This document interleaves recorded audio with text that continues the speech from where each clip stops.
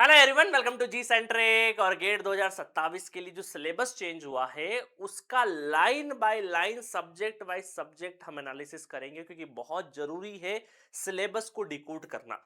मैं जानता हूं आपने ओवरऑल सब कुछ देख लिया होगा, बट मेरा काम है लाइन बाय लाइन, और जो जी सेंट्रिक के पेड यूजर्स है उनको भी मैं टॉपिक वाइज बताऊंगा कि कोर्स के अंदर क्या क्या है, क्या किस ब्रांच के लिए पढ़ना है, किस ब्रांच के लिए नहीं पढ़ना है। तो इस वीडियो में हम सिग्नल एंड सिस्टम के लिए वन वन एक एक लाइन बाय लाइन हम कंपैरिजन करेंगे कि 26 से 27 में क्या चेंजेस हुए हैं। देखिए, गेट का हिस्ट्री थोड़ा सा बता देता हूं कि गेट में जो सिलेबस पिछला जो चेंज हुआ था वो 2021 में हल्का सा अल्टर हुआ था, और उसके पहले 2016 में थोड़ा सा अल्टर हुआ था। तो बाई एंड लार्ज बहुत कुछ सिलेबस चेंज नहीं होता है, कुछ टॉपिक इधर से उधर होते हैं बस, और कुछ भी नहीं होता है। तो ऐसा जो लोग बहुत ज्यादा जानते नहीं है, जस्ट कॉलेज पास करे हैं और बहुत ज्यादा इंफॉर्मेशन नहीं है गेट का, और उनको लगता है कि कुछ नया सिलेबस हुआ, तो ऐसा कुछ भी नहीं है। आप जहां से भी पढ़ रहे थे अभी तक, जो भी आपकी पढ़ाई कंटिन्यू थी वो करिए, कोई दिक्कत नहीं है। सिलेबस ऐसा कुछ भी चेंज नहीं हुआ है, बट फिर भी मैं लाइन बाय लाइन आपको बताऊंगा। देखिए, सेशन का एडवांटेज भी आपको मिलेगा जब आप एंड तक देखेंगे, आपको लगेगा हाँ जरूरी है ये लाइन बाय लाइन कंपैरिजन कराना। ठीक है, अदरवाइज तो मैं एक वीडियो में सारे सब्जेक्ट का करवा देता, बट मैंने सोचा एक एक सब्जेक्ट का है। तो हम लोग सबसे पहले इंस्ट्रूमेंटेशन का, इलेक्ट्रिकल का, इसी का तीनों ब्रांच का करेंगे। चलिए स्टार्ट करते बिना देरी के। ये रहा सबसे पहले इंस्ट्रूमेंटेशन ब्रांच का सिलेबस। ये था 2026 का सिलेबस, जो पिछला आ रहा 26 25 24 जो भी सिलेबस था ये था, और अब 2027 का ये सिलेबस है। ठीक है, तो ये ब्रांच कौन सी है? सबसे पहले है ब्रांच आपकी इंस्ट्रूमेंटेशन ब्रांच है। देखिए, लाइन बाय लाइन देखते हैं। तो पीरियोडिक, अपीरियोडिक, है ना भाई, सिग्नल्स का पीरियोडिक है या अपीरियोडिक है, तो ये बहुत जरूरी है। ये एज इट इज है, कोई भी चेंजेस नहीं हुआ है। उसके बाद इंपल्स सिग्नल्स, बिल्कुल इंपल्स सिग्नल्स। यहाँ पर इंपल्स की प्रॉपर्टीज वगैरह बहुत इंपॉर्टेंट है, ब्रिज किशोर सर ने मजेदार तरीके से कराया, अभी आगे बताऊंगा आपको। ठीक है, उसके बाद आप देखो, यहां पर आप देखोगे नए सिलेबस और पुराने सिलेबस में यहां पर सैंपलिंग गायब है ना, यहां पर सैंपलिंग गायब है। उसके बाद आपने देखा यहाँ पे फोरियर सीरीज और लेप्लास आ चुका है। तो चलो यहाँ पर ये फोरियर सीरीज, जो अभी देखो हाईलाइट कौन सा कर रहे हैं अपन, जो कॉमन है उसको मिलाते जा रहे हैं। ठीक है, कॉमन है उसको मिलाते जा रहे हैं। तो यहां पर फोरियर सीरीज बिल्कुल फोरियर है, लेप्लास है, बहुत बढ़िया। उसके बाद फोरियर हो गया, उसके बाद Z transform, Fourier and Z transform, है ना। तो यहां पर लेप्लास ठीक है, फोरियर एंड जेड ट्रांसफॉर्म्स। अब देखो यहां पर ये लग सकता है बहुत सारे स्टूडेंट को कि सर इसमें फोरियर सीरीज मेंशन नहीं। देखिए, फोरियर सीरीज अलग होता है, फोरियर ट्रांसफॉर्म अलग होता है। तो यहां पर पिछले सिलेबस में हम देखें तो कहीं पर भी देखो यहां पर Laplace, Fourier and Z transform, directly transform की बात करी है। सीरीज अभी इस पहली लाइन में कहीं पर भी नहीं लिखा हुआ है। क्लियर है। अब ऊपर देखो, यहां पर क्या है, फोरियर सीरीज को अलग से लिखा है, Laplace and Fourier and Z transform अलग से लिखा है। मतलब इस बार अब फोरियर सीरीज अलग से मेंशन कर रखा है। ठीक है, उसके बाद बात करते हैं ट्रांसफर फंक्शन। चलो उसके बाद इधर देखो, इसके बाद क्या है, डीएफटी। डीएफटी नया सिलेबस। तो पुराने में क्या है, कहां पे डीएफटी दे रखा है, डीएफटी एंड एफएफटी ये नीचे दे दिया आपको। डीएफटी एंड एफएफटी कहां पे दे दिए, नीचे की साइड में दे दिए। क्लियर है। उसके बाद आप देखो, उसके बाद अपन चलते हैं आगे, continuous time and discrete time, है ना। ये पूरा लाइन हो चुका है, तो अपन इसको ऐसे कर देते हैं अंडरलाइन। ठीक है, अभी सैंपलिंग छुट्टा है। उसके बाद ट्रांसफर फंक्शन, देखो ट्रांसफर फंक्शन आ चुका है। ट्रांसफर फंक्शन, अब आप बहुत सारे लोग बोलते हैं सर ट्रांसफर फंक्शन तो कंट्रोल सिस्टम में पढ़ते हैं। नहीं, सिग्नल एंड कंट्रोल काफी हद तक रिलेटेड है। जो एस लिखते हो ना आप कंट्रोल सिस्टम में, वो असल में जे ओमेगा ही है। ठीक है, तो यहां पर भी ट्रांसफर फंक्शन होता है, वहां पर भी होता है। ठीक है, चलो उसके बाद बात करें यहाँ पे continuous time and discrete time system. चलो ट्रांसफर फंक्शन हो गया, ट्रांसफर फंक्शन अपन ने लगा दिया। उसके बाद लीनियर टाइम इनवेरिएंट सिस्टम, मतलब एलटीआई की बात हो रही है। ठीक है, तो यहां पर देखो लीनियर टाइम इनवेरिएंट सिस्टम। तो यहां पर देखो frequency response of first and second order, frequency response of first and second order of linear time invariant system, दोनों का ले लिया है। तो यहां पर क्या दे रखा है, linear time invariant system, LTI system दे रखा है। ठीक है, क्लियर है। अब चलते आगे। उसके बाद impulse response of the system. ठीक है, उसके बाद कॉन्वोल्यूशन, कॉन्वोल्यूशन अपन कर देते हैं ओवरऑल, कॉन्वोल्यूशन आएगा। कोरिलेशंस, कोरिलेशंस पहले के ही हैं।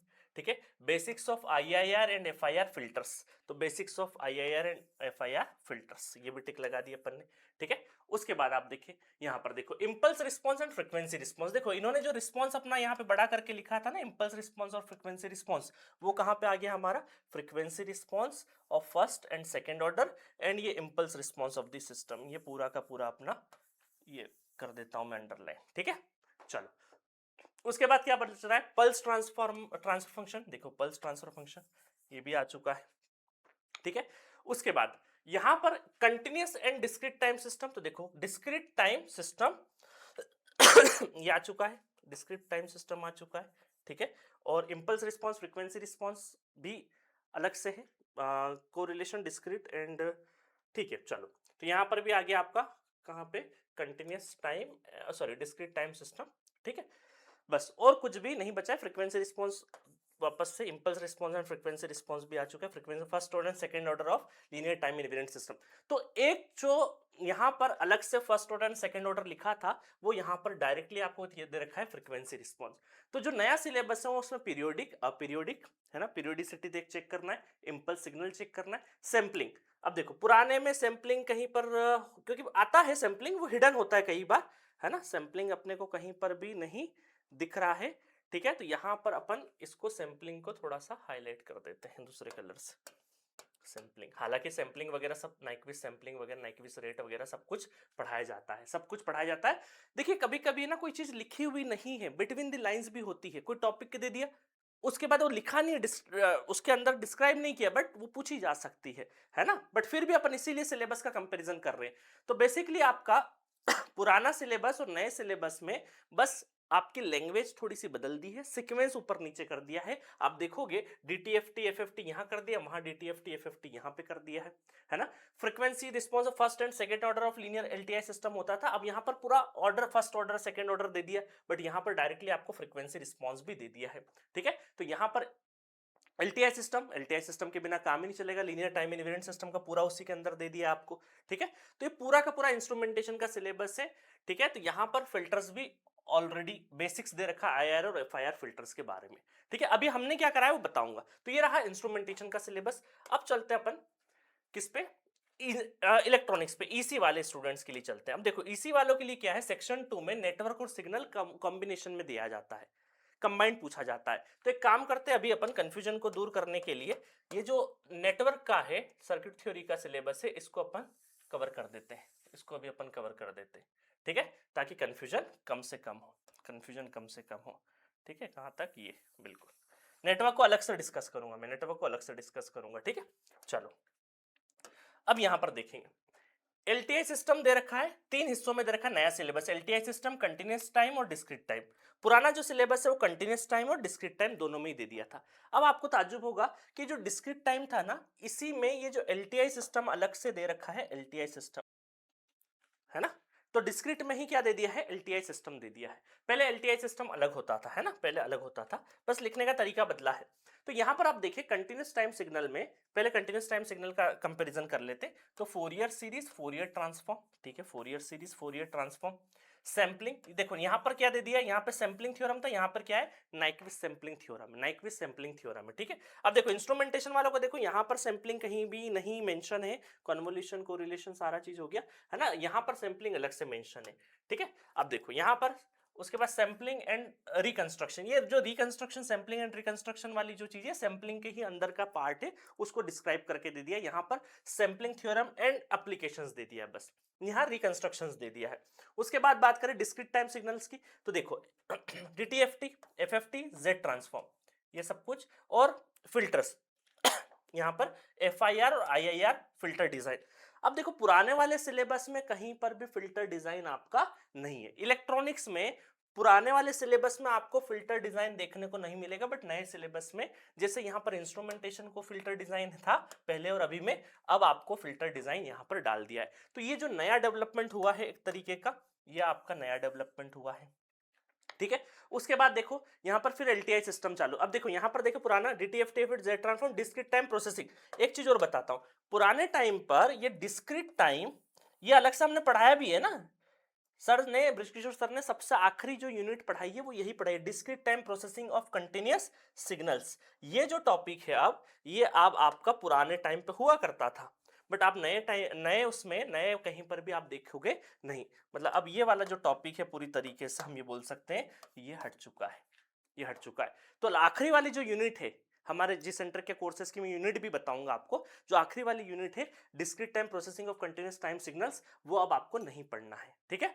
चलो उसके बाद देखो यहां पर अब नए सिलेबस में देखो क्या हो गया, नए सिलेबस में आपका यहाँ पर जो एलटीआई सबसे पहले अपन बात करते हैं डिस्क्रीट की बात करें, discrete time signal FFT DFT Z transform filter, इतना ही पढ़ना है। कंटिन्यूस में क्या है, Fourier series, Fourier transform, Nyquist, sampling, इतना ही पढ़ना है, ठीक है। उसके बाद डेफिनेशन, अब देखो एलटीआई सिस्टम पे चलते हैं, तो ये सब सेम दे रखा है आपको, definitions and properties, causality, stability, impulse response पूरा का पूरा दे रखा है, pole zero, frequency response, group delay, phase delay, तो ये एग्जैक्टली सेम है जैसा एलटीआई यहां पर दे रखा है, जैसा एलटीआई दे रखा है।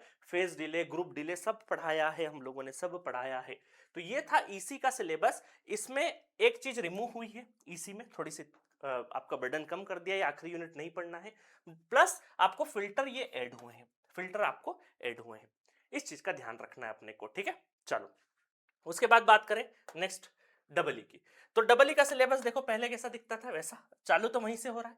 तो देखो representation of continuous and discrete time signal, तो ये representation of continuous and discrete time signals, तो representation of continuous and discrete time signals दे दिया। उसके बाद शिफ्टिंग, स्केलिंग प्रॉपर्टीज और ये सारी प्रॉपर्टीज इन्होंने खोल करके दे दी है, ठीक है। यहाँ पर इनवेरिएंट सिस्टम वगैरह, कॉजल सिस्टम, लगभग भैया Fourier series, representation continuous time signals and discrete time signals, sampling theorem, application of Fourier transform for continuous and discrete time signals, Laplace, Z transform, RMS values. अब देखो double E में exactly photocopy कर दी, exactly photocopy कर दी, मतलब कुछ भी changes नहीं है, कुछ भी चेंजेस नहीं है। तो जनरली हम ये बोल सकते हैं कि जेड ट्रांसफॉर्म जो है वो आखिरी होता है, जेड ट्रांसफॉर्म डबल ई के लिए आखिरी होता है, ठीक है। अब समझते हैं कि जो ब्रिज किशोर सर ने जी सेंट्रिक पर जो कोर्स अवेलेबल है, जो कि कोर्स मिलता है आपको सिंपल, ये पूरे सारे कोर्सेस है, ये सिग्नल एंड सिस्टम का कोर्स बढ़िया तरीके से जाके एंजॉय कर सकते हो, बहुत आउटस्टैंडिंग कोर्स बना, आईआईटी दिल्ली से है सर फैकल्टी।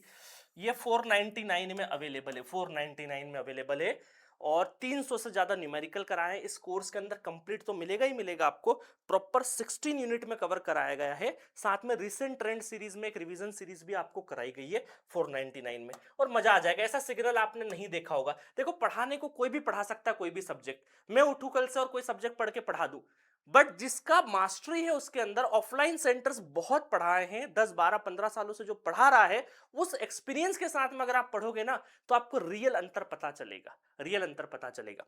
चलो तो सबसे पहला जो यूनिट है सर ने, आप जाओगे जी सेंटर के ऐप डाउनलोड करना, उसके अंदर ये कोर्स आपको मिलेगा।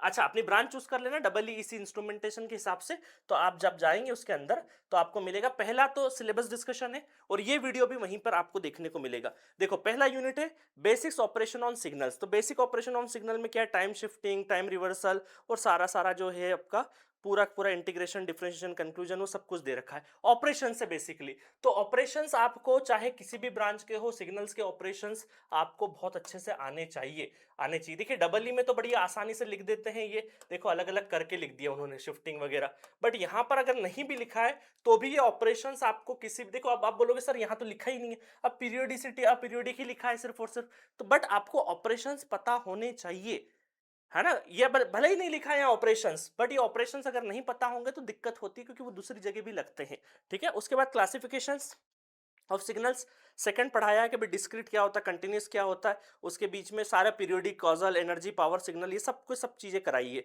सेकंड नंबर यूनिट में।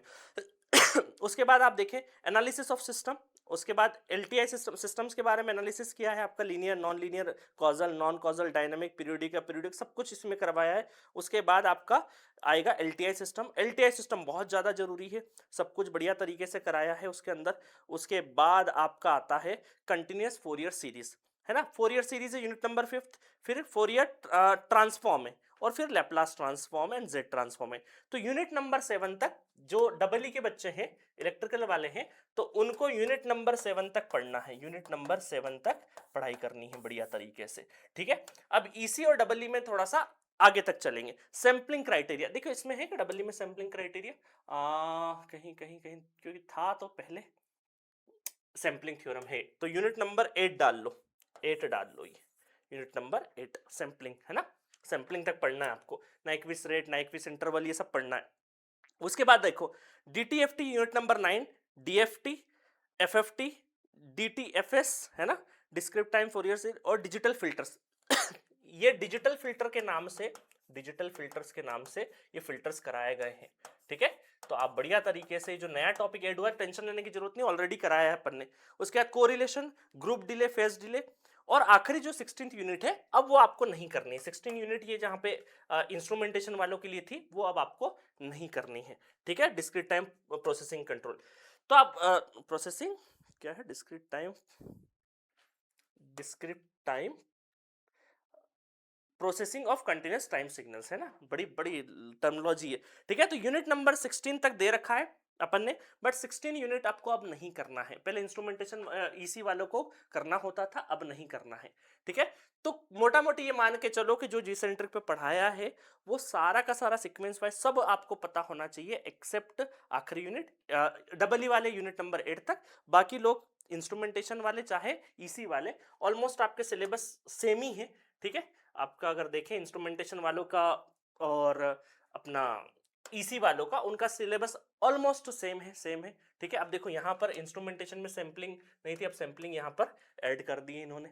ठीक है, तो ऑलमोस्ट अपने को सारा ऐसा का वैसा ही पढ़ना है। तो जाइए बढ़िया तरीके से, बहुत मजेदार तरीके से पूरा पूरा कोर्स बनाया है। 165 वीडियोस है, आधे घंटे का वीडियो, मजेदार तरीके से, और हर चीज को खोल के रख दिया यार। फंडामेंटल टाइम पीरियड पढ़ोगे ना सर से, मजे आ जाएगा कि क्या खोला है, ऐसा नहीं डायरेक्ट आए और पढ़ा दिया। मजा आ जाएगा, आप कभी भी चीजें नहीं भूलोगे, उस तरीके से पढ़ाया है। ठीक है, चलो, तो ये था हमारा सिग्नल सिस्टम का पूरा 1 बाय 1, लाइन बाय लाइन। थोड़ा सा टाइम लगेगा मैं जानता हूं, बट एक एक लाइन का थोड़ा सा पोस्टमार्टम कर देंगे अपन तो अच्छा रहेगा, ताकि आपकी तैयारी के लिए बेहतर रहेगा भाई कहाँ पे क्या क्या चीजें फोकस करना है अपने को। ठीक है, तो आज अपन ने सिग्नल एंड सिस्टम का करा, अगले वीडियो में अगला और करूंगा। मेरी तबीयत खराब है, मेरा गला खराब है, बट मैं कोशिश कर रहा हूँ कि जल्दी से जल्दी सारे सब्जेक्ट का आपको करवा दूं। ठीक है, तो जो पेड यूजर्स होंगे उनके कोर्स में ये वीडियो भी डल जाएगा, ताकि आपको रहेगा। और ये पूरे के पूरे कोर्सेस है अपने यहाँ पे। देखिए जी सेंट्रिक पे दो तरीके कोर्सेज चलते हैं, सपोर्ट कैटेगरी और प्रीमियम कैटेगरी। सपोर्ट कैटेगरी इसलिए बनाया था हमने, 6-7 साल से सपोर्ट कैटेगरी बनाई है, कि हमारा मोटिव है कि भाई थर्ड सेमेस्टर का बच्चा अगर तैयारी करना चाहे तो वो बिना फाइनेंशियल बर्डन के अपना एटलीस्ट जो सब्जेक्ट सेमेस्टर में उसको स्टार्ट तो करे।